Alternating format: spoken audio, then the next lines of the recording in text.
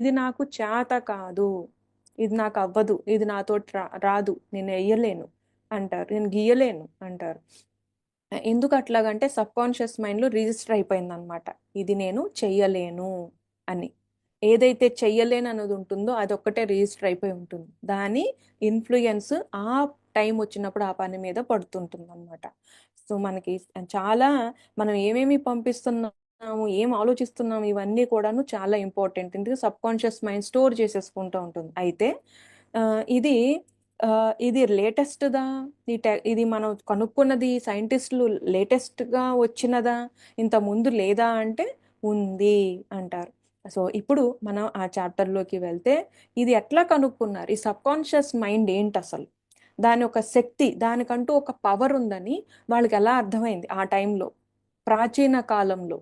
అంటే ఇంకా ఇంకా ఇవల్యూషన్ అనేది ఎక్కువగా, అంటే ఇంత ఏం చెప్పాలంటే జ్ఞానం అభివృద్ధి ఇంకా అందరికీ అంత అందలేదన్నమాట.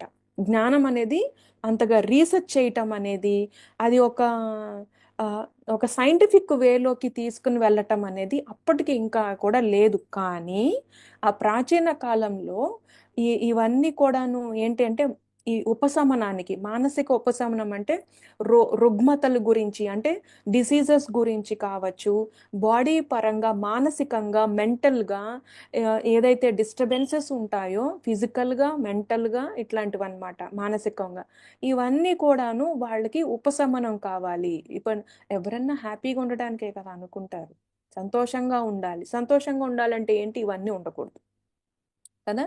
ఇవన్నీ మనకి ఆరోగ్యంగా మనం ఉండాలా, ఆరోగ్యంగా ఉంటున్నప్పుడు తర్వాత మనకి మానసికంగా, శారీరకంగా, ఆనందంగా, ఆరోగ్యంగా ఉండాలి అని అనుకుంటారు. అది ఉంటాము, అందరం ఉండాలి, అది అందరికీ రైట్, మనకి రైట్ ఉంది, అలా ఆనందంగా ఉండాలి కూడా, అలానే